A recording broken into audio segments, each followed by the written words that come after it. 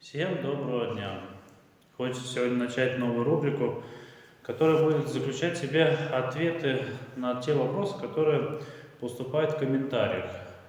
И, наверное, раз в месяц мы будем стараться на них их суммировать и потом развернуто, кратенько на них отвечать, чтобы это не затягивать и в конечном итоге, чтобы это было и для тех, кто задает эти вопросы, постараться на них ответить, и немножко обсудить те проблемы, которые возникают у нас на канале.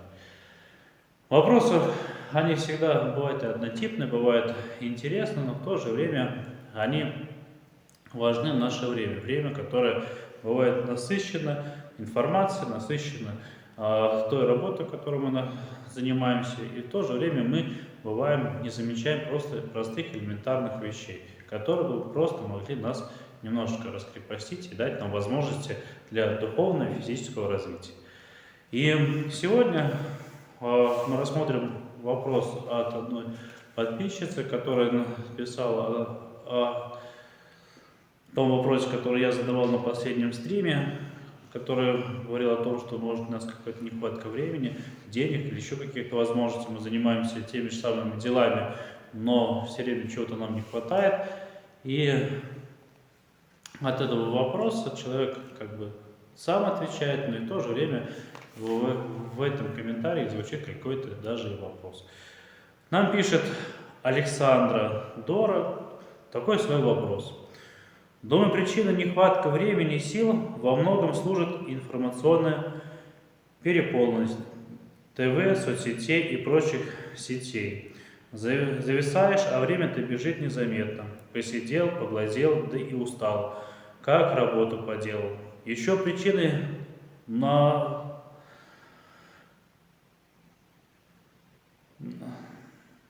расстояния до работы, магазина, т.д. как завязан на транспорт. Еще люди стали, на мой взгляд, ленивее, все подсознательно откликаясь на разные рекламы, типа хочется просто почилить и потюленить.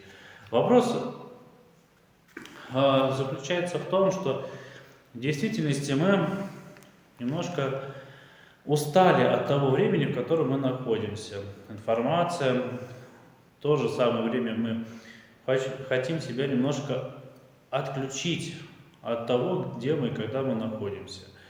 Бывает даже с собой замечаешь, что когда ты что-то делаешь, тяжелый день или еще что-то, возвращаясь домой, садишься и начинаешь сидеть за компьютером. Человек, который с тобой рядом живет, начинает тебе задавать вопросы, и даже бывает неподсознательно не замечаешь то, что ты просто не можешь перевернуться к нему и внимательно с ним побеседовать и поговорить. Он, получается, разговаривает со твоей спиной. В этом даже бывает заключается огромнейшая проблема. Отвлечься от той информации, которая к нам поступает из соцсетей. И от этого заключается, что мы хотим как бы отдохнуть, но в то же время мы немножко оскорбляем тех людей, которые рядом с нами, близких и родных.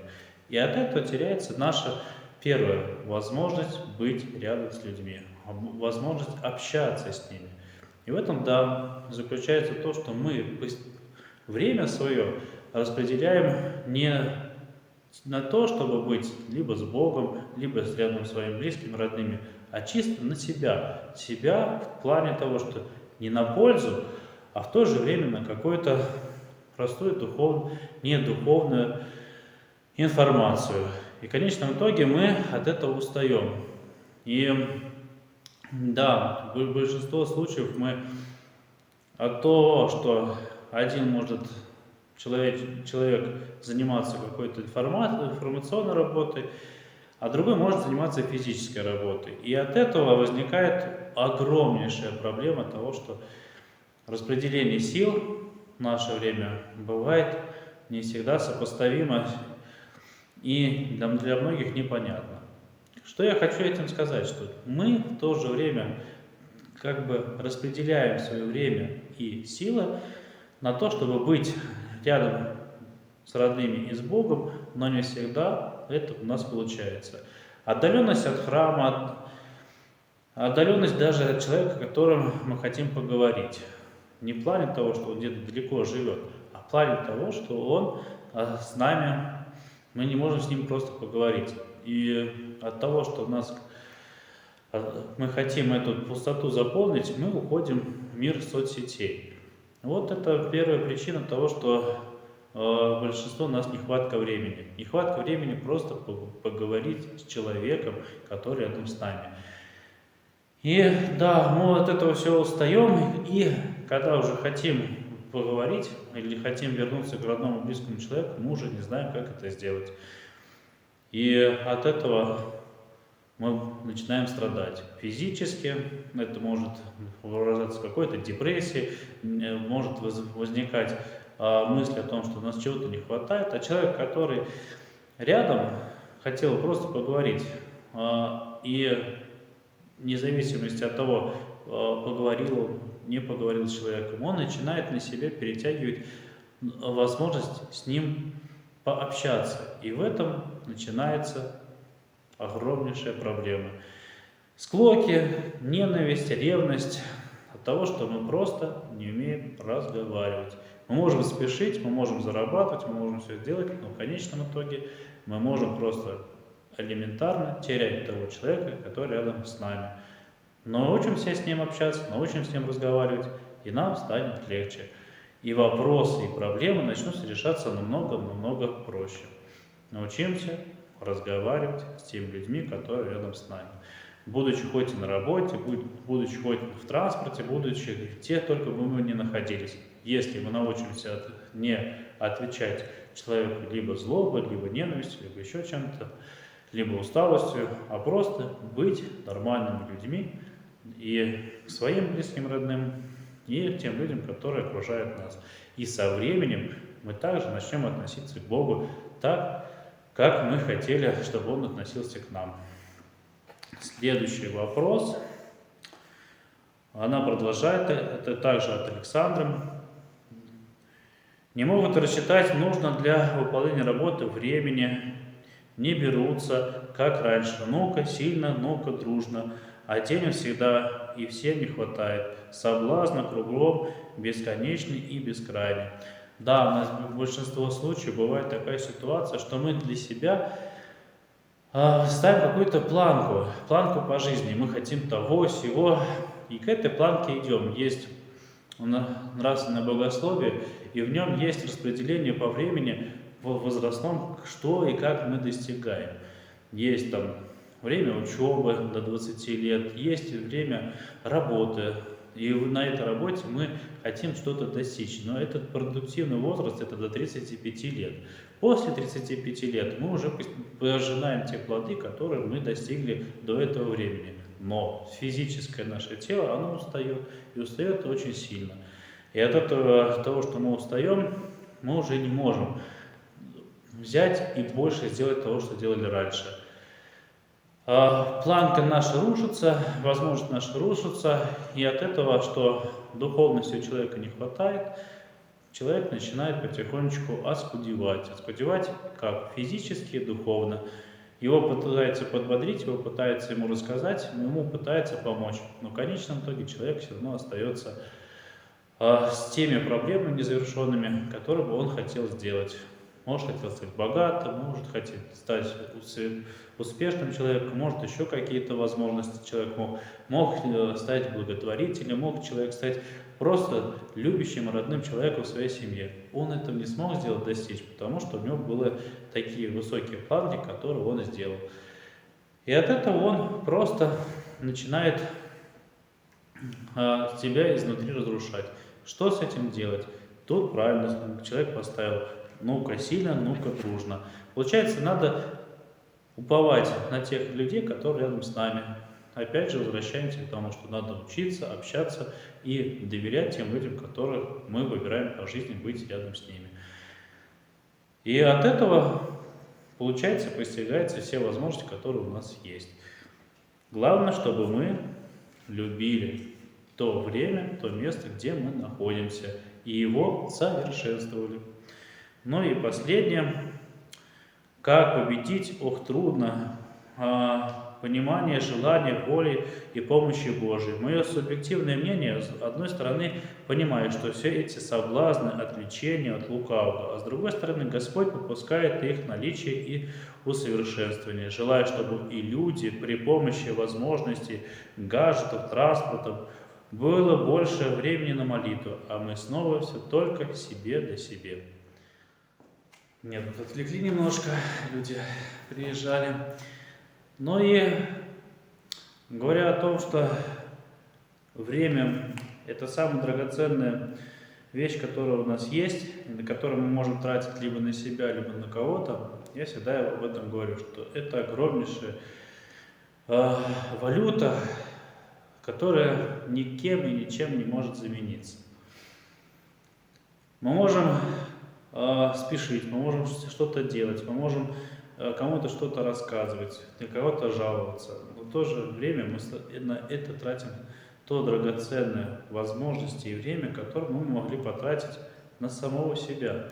И замечая о том, что люди говорят, нам этого не хватает, нам тяжело, нам хочется многого. Я всем привожу пример Иова Многострадального. Та история, которая дает нам задуматься, что и почему Господь попускает, для чего Он это делает. И если человек немножко свою жизнь насыщает Священным Писанием, насыщает даже просто какими-то текстами по жизни, либо с Библии, либо с жития святых, либо просто с литературы, которая, может, с церковью не связана, просто он любит читать, он умеет это делать. И он это для себя воспринимает как должное. И в этом он от этого более насыщен по жизни и более грамотен тем, чтобы ответить тем или иным людям в той или иной ситуации. Я рад тому, что мы стараемся и развиваемся, мы что-то делаем. И наш энтузиазм, наши возможности, хоть, может, мы от этого не получаем никакого поощрения и возможности, какие вот многострадальные. К нему приходили люди, ему говорили, чтобы он похулил Бога. Он говорил: Господь мне ничего не сделал такого, что я должен на него хулу возносить. Что Господь дал, то Господь и забрал. Он всем друзьям, которые к нему приходили, он это говорил. И дьявол ушел от Иова просто посрамлен его верой и его любовью к Богу. Для нас это огромнейший пример тому, к чему мы должны стремиться. И Господь, видя то, что мы стремимся, делаем, тяжело, может быть, нам это делать, но мы все равно стремимся к этому. И я рад, что есть возможности нам дальше куда-то развиваться. И вот для всех нас маленькая такая история того, что как можно достичь высоких духовных осмыслений без слов. Был человек, он ходил в храм, он постился, он молился. Он был рад тому, что он находится рядом с Богом. И не искал ни от кого никаких возможностей от кого-то что-то урвать. Был трудолюбив, но в какой-то момент он почувствовал какое-то оскудевание внутри себя, что он что-то не доделает, что-то у него не получается, что в храм ходит, но не чувствует той возвышенности, которая была раньше. Он не чувствует той ответственности, которая была на него возложена на работе. Он начал потихонечку угасать по жизни, и начал пропускать службу. Одно воскресенье пропустил. Почувствовал, что за это никто не ругает. Почувствовал, что никто от этого ничего не требует. Второе воскресенье пропустил. И так начал потихонечку пропускать. И уже дошло до того, что он стал ходить в храм раз в полгода. А потом и вообще перестал ходить. Священник, который общался с этим человеком, общался и видел его, и видел, что с человеком что-то происходит. У него спрашивал, как ты, что ты. Человек всегда отговаривался: все хорошо, все нормально. Потом он увидел, что этот человек перестал ходить. И он видит, что человек, что-то происходит с ним. И он пришел к нему домой, зашел к нему, увидел этого человека, сидящим перед камином, попросился к нему присесть. Человек, говорит, сказал молча на кресло, он сел, и они сидели, молчали. Священник взял кочергу и начал вытаскивать уголек из пламени и положил его рядом с камином. Уголек начал тухнуть, угасать, начал становиться черным, и огня в нем не было. Человек на это смотрел, ничего об этом не говорил, просто смотрел на действия этого священника. И священник взял этот уголек, когда он уже полностью почти потух, бросает его обратно в пламя, и он заново возгорается. Человек на него еще раз посмотрел и ничего ему не ответил. Потом священник встал и ушел. И человек на следующий день пришел в храм и сказал: спасибо, батюшка, за молчаливую проповедь.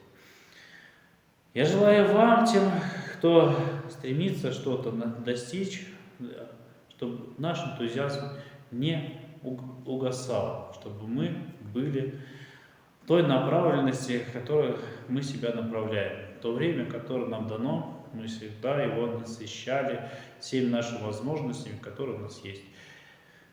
Если у нас есть силы, которые мы можем что-то делать, мы должны делать. Сомнения постигают нас, мы должны к ним подходить рассудительно. Размышлять о том состоянии, в котором мы есть. И от этого будем мы развиваться. Главное, чтобы мы не останавливались на достигнутом. Желаю вам, чтобы мы были рядом с Богом, и Господь будет всегда рядом с нами. Всем желаю Божьей помощи. До новых встреч!